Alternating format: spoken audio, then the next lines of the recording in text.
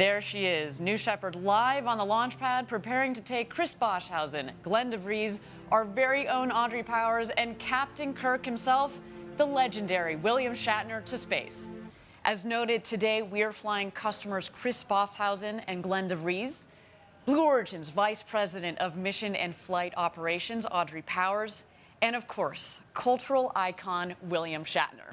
I do understand that our astronauts have made it into the Rivians. There they are. And look who their chauffeur is, none other than Jeff Bezos, also in his flight suit. Jackie, this makes me a little bit concerned. You had a hypothesis that Jeff might just stay on the rocket. That's not the plan for today, just to be very clear. He's ready, though, if that opportunity arises. And there they go. Chris Boshausen, Glenn DeVries, Audrey Powers, and Captain Kirk himself, William Shatner, have just started their journey to the launch pad, into the crew capsule, and off to space. You can just, I have goosebumps. I can feel their anticipation. The astronauts are getting out of their Rivian, getting those smiles ready for that Ring Road crew photo. If you've just joined us, we're at T-minus 33 minutes to go until launch, our second human flight. Our astronauts are ascending the tower here, as you can see, and here they go. There's Glenn DeVries, Chris Boshausen, William Shatner, and Audrey Powers. And today's special crew member 8, Jeff Bezos, and crew member 7, Sarah Knights. And there goes William Shatner. One last photo op before he enters the capsule. What a surreal moment. Captain James Tiberius Kirk is boarding our Blue Origin spaceship.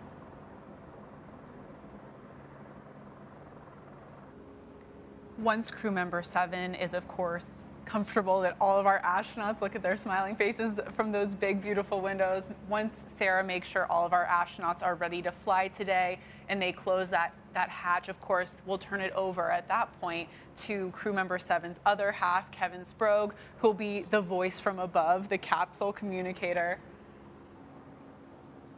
And there is Jeff Bezos closing the hatch.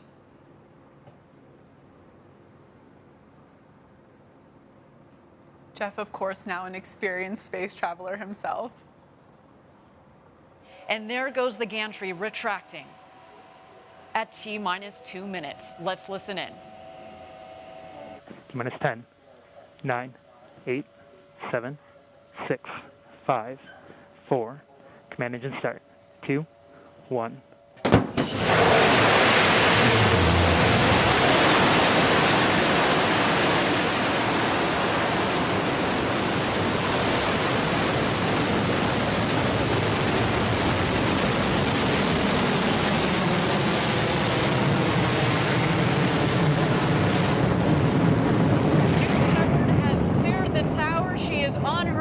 With the second human spaceflight crew.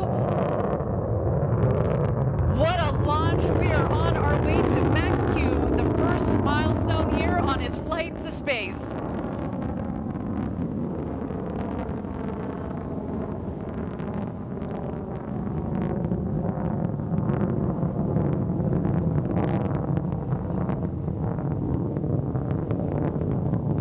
You can follow along, obviously, with the altimeter at the base of the screen, as well as the speedometer. They are gaining speed on their climb to space. We have confirmed max Q. This is when the aerodynamic stresses on the vehicle were at their maximum.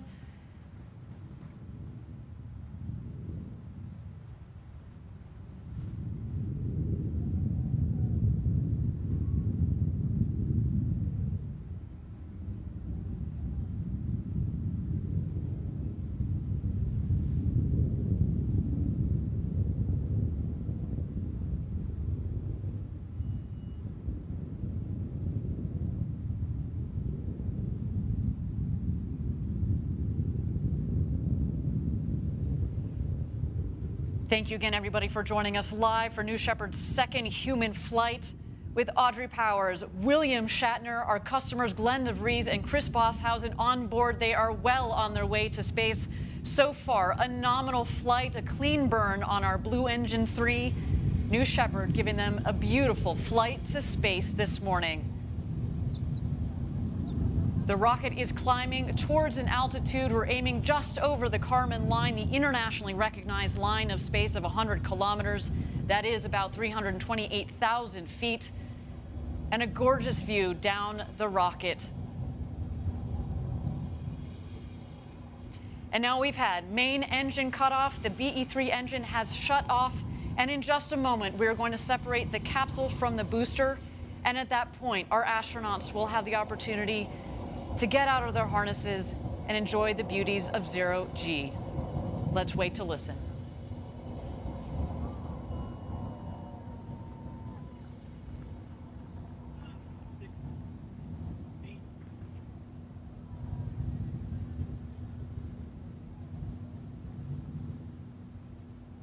And there you can see a clean separation between the capsule and the booster.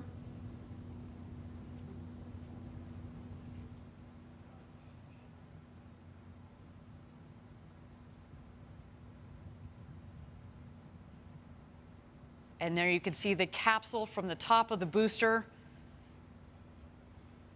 They are continuing their ascent over the Kármán line. You'll know when they hit apogee, when the speed hits 0. And there they are, over 328,000 feet, over 100 kilometers. Welcome to space, the newest astronauts on board our crew capsule. And there they are. They have just about hit their apogee at about 351,000 feet. And while we don't have apogee, I can just imagine Jackie, they are having the time of their lives. Thank you again, everybody, for joining us live from West Texas. So far, a nominal flight for our second human crew. Here we see the descent. We are going to expect the BE-3 engine to relight just at about 3,600 feet or about 1,200 meters above ground level. Let's wait for that now. The drag brakes have deployed. And here we come, New Shepard.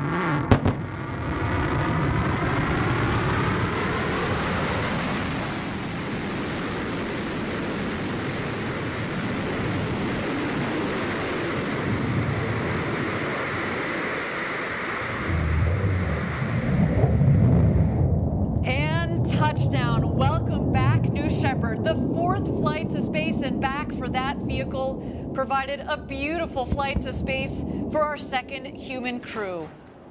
Wow, that gets me every time we do this live down here in Texas. The sonic boom is so cool. Drag brakes are folding back in, as have the wedge fins. Just looks like you could fuel her up and go again. What do you think, Jackie? And even when you know to expect the sonic boom, it still catches you off guard every time. Talk about a rumble. A beautiful sight of our New Shepard rocket there in the West Texas desert. But of course, the show is not over. The capsule is descending. We are waiting for first the drogue chutes to deploy. Those are very much like the guide parachutes. They will subsequently be followed by the main parachutes that will first reef and then fully inflate. And there go the drogue parachutes.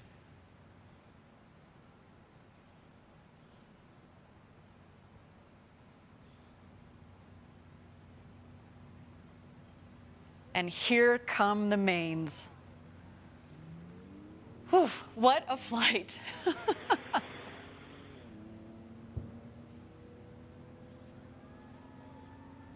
You can already start to hear the cheers from outside our stage here in West Texas.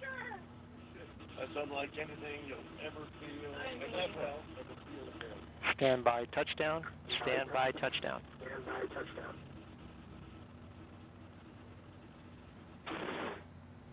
And capsule touchdown. Welcome back. The newest astronauts, Audrey Powers, William Shatner, our customers, Glenn DeVries and Chris Boshausen. What a day for you. Welcome back. Our recovery crew is out there and is about to open the hatch. There is our founder, Jeff Bezos, giving the big thumbs up.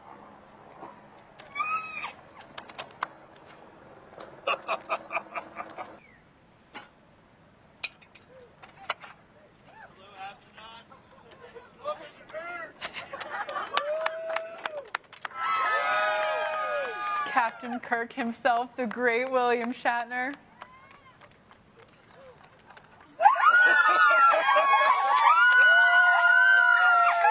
This comforter of blue that we have around us. We think, oh, that's blue sky. And then suddenly you shoot through it all of a sudden, as though you whip off a sheet off you when you're asleep, and you're looking into blackness, into black ugliness. And you look down, and there's the blue down there, and the black up there, and it's just, there is Mother and Earth and comfort, and is there death? I don't know. Is that death? Is that the way death is? Whoop! And it's gone. Jesus. It was so moving to me. This experience has been something unbelievable. You see, yeah, you know, weightless, my stomach went up, and I thought, God, this is so weird. But not as weird as the covering of blue. This is what I never expected. Oh, it's one thing to say, oh, the sky and the thing and the fragile thing. It's all true. But what isn't true, what is unknown until you do it, is there's this pillow, there's this soft blue. Look at the beauty of that color. And it's so thin. And you're through it in an instant. It's how thick is it? We know. I mean, the atmosphere. Is it a mile? 2 miles? I mean, it depends on how you measure, because it thins out, but maybe 50 miles. But you're going 2,000 miles an hour, so you're through 50 miles.